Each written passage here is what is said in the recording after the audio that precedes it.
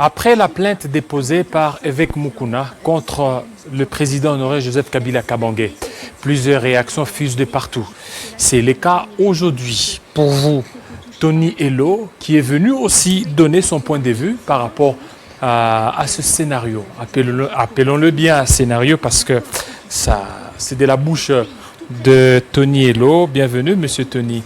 Merci pour l'invitation. Voilà, c'était une opportunité pour Mukuna de sortir et puis de déposer plainte contre l'ancien président Joseph Kabila Kabange.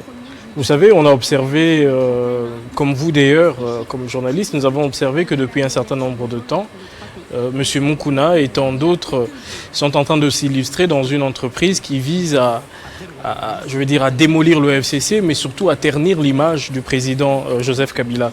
C'est vrai que nous avions suivi cette témérité depuis ses débuts, nous avions toléré, mais aujourd'hui nous sommes au point où la tolérance n'est plus acceptable. Pourquoi ? Parce que nous comprenons que loin des lubies de l'homme, il y a aujourd'hui une question qui, elle est principale. C'est qui se cache derrière M. Mukuna, qui aujourd'hui est ce tireur de ficelle qui malheureusement veut plonger notre pays dans un chaos que malheureusement arrive encore à mesurer les conséquences. Et c'est ça l'interrogation qui pousse aujourd'hui ma famille politique. On a vu Herman Cohen qui a réagi, qui a trouvé cette opportunité du dépôt de la plainte. Bon, vous savez, M. Cohen, depuis un certain nombre d'années, s'est spécialisé sur les questions africaines. Oui. Et je pense qu'il a trouvé un lucre, peut-être dans sa démarche d'analyste. Il faut dire que M. Cohen n'est plus secrétaire d'État américain depuis maintenant plus de 20 ans. Je pense que nous sommes à peu près à 25-26 ans par là. Donc c'est quelqu'un qui vit évidemment d'une certaine thématique et il essaie de l'exploiter. Mais il est vrai que les questionnements aujourd'hui que nous avons se fondent sur notre peur ou notre crainte qu'il y ait derrière M. Mukuna certaines forces étrangères, certains cabinets occultes qui sont en train de manœuvrer afin de déstabiliser tout le pays. Parce que derrière cette démarche, je pense que M. Mukuna est très bien conseillé. Il sait que sa plainte ne portera pas parce que simplement elle est inopportune d'un point de vue de droit. Et sa plainte est d'ailleurs à toutes les germes pour finir dans sa bassesse, il le sait. Mais au-delà de l'acte qu'il pose, il y a une intelligence derrière. Et c'est ça que nous, aujourd'hui, on veut stigmatiser. On veut dire stop. Parce que c'est vrai, si nous avions toléré un certain nombre d'égarements, aujourd'hui, il est important que nous puissions alerter la communauté internationale, alerter la classe politique que cette entreprise n'a que pour seul but de pouvoir mettre en mal la coalition FCC Cash. Et par quel moyen vous allez stopper cet élan d'Évêque Mukuna qui est là, on le sent, il est presque partout, sur tous les fronts, s'attaquant certainement à Joseph Kabila Kabange. Et d'ailleurs, c'est vous, du FCC, vous l'avez entretenu. Il était un cadre, on l'a même vu lors de la campagne d'Emmanuel Ramazani Chadari. Mais tout d'un coup, c'est un volte-face. Non, vous savez, je pense qu'il y a un des cadres du FCC qui avait même dit que M. Mukuna souffrirait d'un certain déséquilibre mental. Je n'utiliserai pas ces mots-là, mais je considère qu'il est important aujourd'hui de le voir un peu comme nous avions eu le diagnostic de M. Nemwanda Nsemi, de voir en ce Congolais, en ce compatriote égaré, juste un simple instrument. Mukuna ne nous effraie pas. Mukuna, oui, Mukuna ne nous effraie pas, ça il faudrait le dire. Mais ce qui nous effraie, nous, c'est cette entreprise qui utilise Mukuna pour déstabiliser la coalition. Parce que quand vous selon vous, c'est quoi cette entreprise? Est-ce que vous avez une idée sur ça? Quand vous suivez les propos, il suffit juste de suivre les propos de M. Mukuna. Vous allez remarquer que tout simplement, il parle de quoi? Il parle de Joseph Kabila. Il parle de de sa mission divine de pouvoir dire des vérités, de pouvoir mettre hors d'état de nuire M. Kabila. Mais derrière cette démarche, il y a cette haine contre le FCC. Il y a cette haine contre ce partenaire politique. Mais elle est aujourd'hui alimentée par quoi? Elle est alimentée par un front tribaliste. Ça, il faudrait le dire.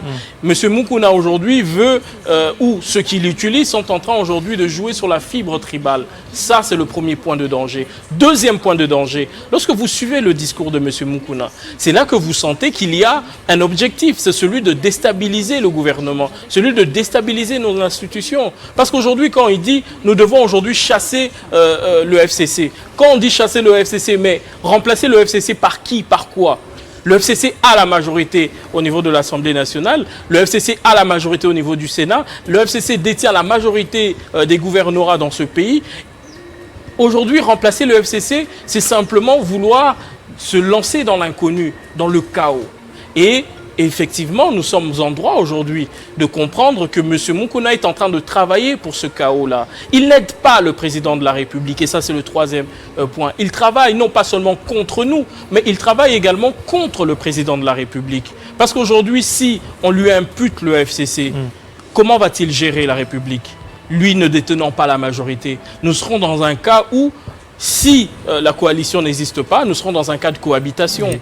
Le cash perdrait tous ses ministères, le président de la République perdrait tout le contrôle qu'il a aujourd'hui de façon aisée du gouvernement et de l'action gouvernementale. C'est parce qu'il y a le FCC. Si, par malheur, on voudrait aujourd'hui pousser une certaine opinion à pouvoir écarter le FCC, je vous assure que c'est d'abord pour déstabiliser le président Félix Tshisekedi et nous entraîner dans une cohabitation féroce. Et dans l'opinion, surtout ceux qui soutiennent Moukouna, parlerait aussi d'un montage qui a un peu circulé sur la toile sur ce phénomène des sextapes impliquant certainement Moukouna. Ce n'est pas le FCC qui serait derrière ça. Non, vous savez, ça c'est des lubies. C'est des lubies et je n'en ferai aucun commentaire. Je pense qu'il y a eu, j'ai eu vent qu'il y a eu une plainte contre M. Moukouna. Je pense que la justice... vous n'avez pas profité Profiter pourquoi? Oui, par rapport à la plainte. Vous sautez dessus et puis montrer de toutes les couleurs à Moukouna. Non, pas du tout. Je pense que nous ne sommes pas, nous, de cette bassesse-là. Vous savez, il faut laisser certaines choses mourir de leur propre poison. Il faut laisser à M. Moukouna de pouvoir ainsi répondre des allégations qui sont faites contre lui et ainsi de pouvoir se laver des soupçons de bestialité qui reposent sur lui. Ce sera à ses juges de dire le droit. Le FCC ne s'y mêlera pas parce que malheureusement, nous n'avons ni le temps, ni aujourd'hui une difficulté de moralité pour pouvoir nous y impliquer. Nous, ce que nous voulons vraiment dire, c'est qu'il faut faire aujourd'hui un stop. Il faut dire stop. Il faut aujourd'hui stop. Par quel moyen? Le moyen le plus crédible aujourd'hui, c'est d'interpeller les tireurs de ficelles. Les tireurs de ficelles, vous les avez au niveau du cash. Il y a certaines personnes, j'ai parlé du front tribal qui est en train de s'organiser pour, je ne sais pas, revêtir M. Moukouna d'un visage de représentation d'une action tribale contre tout un peuple. Ça, c'est le point. Quand vous allez vérifier, vous allez remarquer qu'il y a des noms. Et ce qui nous fait peur, c'est le silence du cash. Ce silence-là nous effraie parce que ce silence est en train un peu de questionner les motivations derrière. Oui, parce que jusqu'à aujourd'hui, vous n'avez suivi aucun message, aucune prise de position, que ce soit au niveau de l'UNC, que ce soit au niveau de l'UDPS. On est en train de tolérer l'attitude négative de M. Moukouna. L'UNC est préoccupé par son président, effectivement, qui est en prison. Et il trouve que ça serait banal de ne pas beaucoup plus s'intéresser à Moukouna, par exemple. La banalité, c'est important. Pour eux, est-ce que c'est opportun pour eux de réagir devant Moukouna par rapport à ses propos? Parce que pour eux, ils ont focus sur le procès. Ceux qui trouvent peut-être disproportionné aujourd'hui la réaction du FCC face peut-être à un sentiment de banalité de certains acteurs politiques du cash, devront comprendre d'où vient ce pays. Nous venons d'où d'un point de vue historique? Depuis 1960, ce pays a subi les affres du tribalisme. Nous y avons vécu, nous avons vu nos populations aujourd'hui s'entretuer. Nous avons eu des conflits encore plus loin avant la date de l'indépendance entre les Louba et les Loulois. Nous avons eu un peu plus proche ici, vers les années 90, vous aviez vu cet exode des Kassaïens qui ont dû quitter le Katanga. Nous avons vu encore plus récemment ce qui s'est passé entre les Ema et les Lendu au niveau de l'Ituri. Nous avons vu où nous sommes en train aujourd'hui de vivre tout ce qui se passe aujourd'hui dans le Grand Nord et même dans dans le sud, les communautés vivent dans une certaine fragilité. Et ceux qui trouvent banal les faits qu'un homme se présente comme un homme de Dieu et se permettent de prêcher la haine, se permettent de prêcher la division et que l'on trouve ça banal, c'est eux qui méconnaissent notre histoire. C'est eux qui ne comprennent pas la responsabilité que nous avons de préserver les acquis de l'unité nationale, de faire taire et de pouvoir isoler, comme on l'a fait avec Némoana Nsemi, tout fauteur de troubles qui ont pour seul objectif de pouvoir engrainer une certaine haine tribale ou une supériorité tribale qui malheureusement n'entraînerait que des blessés et que des morts. Notre pays a souffert des affres de tout ceci. Et vous savez, il serait de bonne loi de considérer, comme on a considéré ce nazisme-là, et tous ceux qui ont proféré, tous ceux qui ont exalté le nazisme, de considérer ce monsieur, cet individu-là, comme étant aujourd'hui un prophète de la haine et un prophète de la division. Et c'est un extrémiste qu'il faut isoler. Et aucun responsable politique dans ce pays ne peut faire aujourd'hui association de près ni de loin à cette machination, à cette utilisation. Aucune ambassade, aucun pays sérieux ne peut soutenir l'action de M. Mukuna. Sinon, ce serait un peu comme si on tolérait ce qui a fait... Excusez-moi de terminer cet aspect. Sinon, on tolérait les affres que nous avons connues de la Shoah. Notre pays connaît et a déjà vécu les affres du séparatisme, les affres du tribalisme, parce que c'est ce que fait M. Mukuna. Et il faut évidemment, comme on l'a toujours dit, que les modérés isolent les extrémistes. Et il faut qu'il y ait un message fort de la part du cash qui se désolidarise de M. Mukuna. Sinon, cette complicité est dangereuse. Et voilà, c'est dangereux. Mais vous parlez d'aucune ambassade, mais lorsque vous voyez Herman Cohen réagir comme ça et que l'ambassade des États-Unis ne réagit pas, il y a aussi une complicité là-dessus. Non, M. Mukuna, nous l'avons suivi comme vous et moi. Nous l'avons suivi qu'il se fait fort de certains soutiens qu'il a de certaines ambassades dans ce pays. Il se fait fort de certaines recommandations qu'il a reçues. Donc nous comprenons qu'il est dans une entreprise qu'il utilise. C'est un homme qui ne mesure pas aujourd'hui l'impact de la démarche qu'il veut aujourd'hui nous entraîner. Et nous supposons que certainement qu'il y a certaines pensées, il y a certaines intelligences, sans citer une quelconque ambassade, sans citer un quelconque pays, qui pourrait, par absolu ou par méconnaissance des réalités congolaises, pouvoir souffler ou bien encourager ce type d'initiative que nous jugeons totalement dangereux. Maintenant, de faire un procès d'intention, nous ne le ferons pas. Ce n'est pas le rôle du FCC. Le FCC observe. Vous savez ce qui s'est passé dernièrement à Kasumbalesa? Les violences qu'il y a eu à Kasumbalesa. Oui. Ces violences sont dues à quoi? Elles sont dues à un discours qui malheureusement est entretenu. Il faut que le président de la République se désolidarise de ce genre de discours, de ce genre de pratique.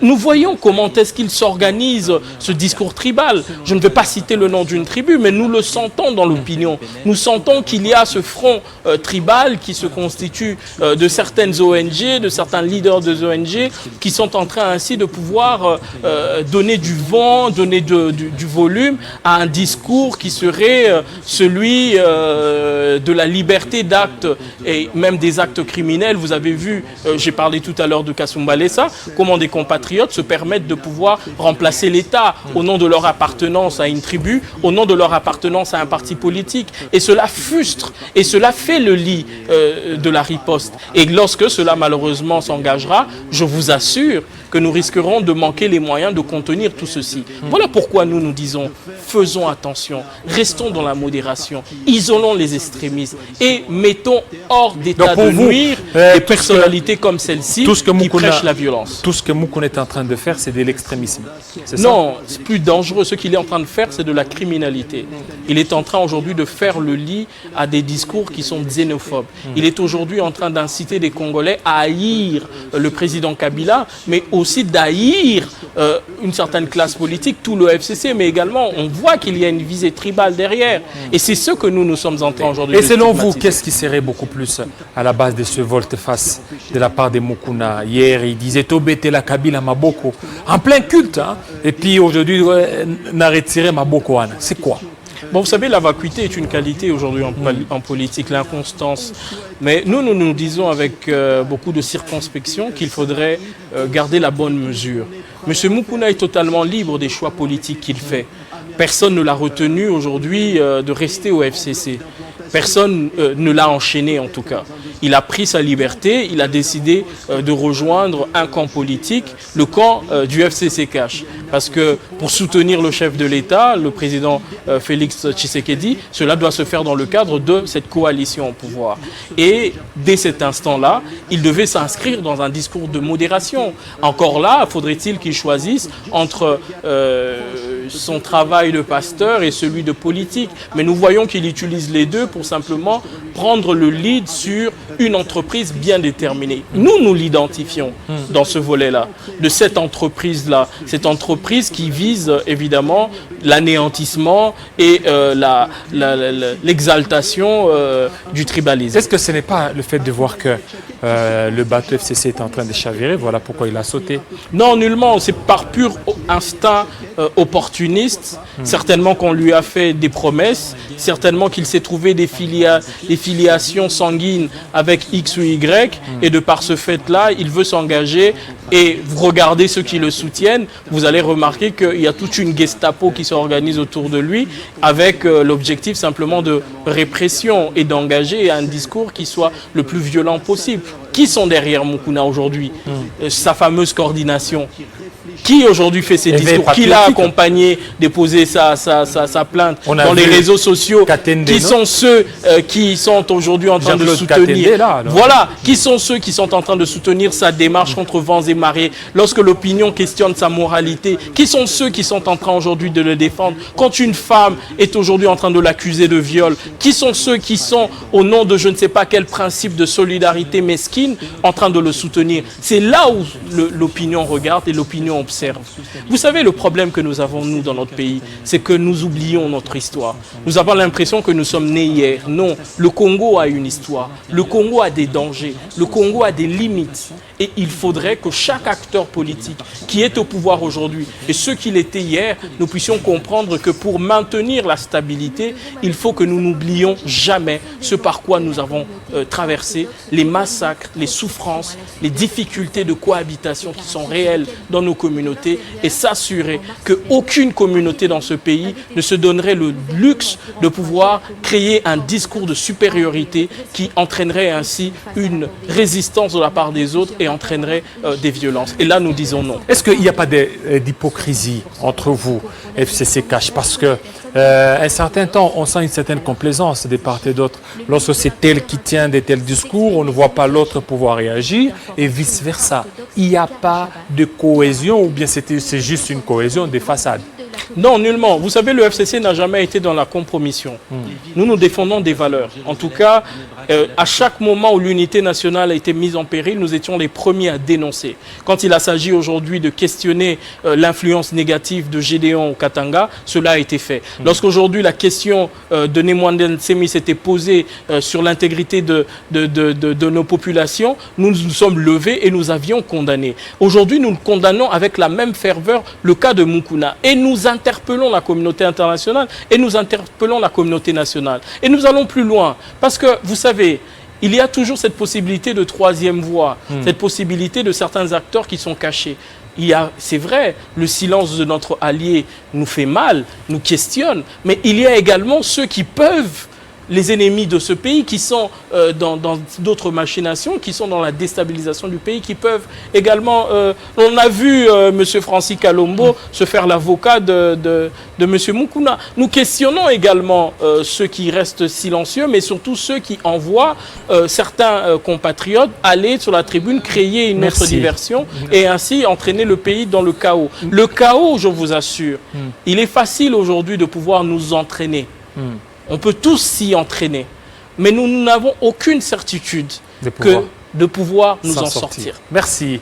Mukuna, les limites d'un végétarien, une thématique qui vous a été développée ou décryptée par Tony Elo. Merci de votre présence dans nos studios et surtout dans ce magazine d'actualité. Restez branchés sur nos antennes de Télé 50. À très bientôt.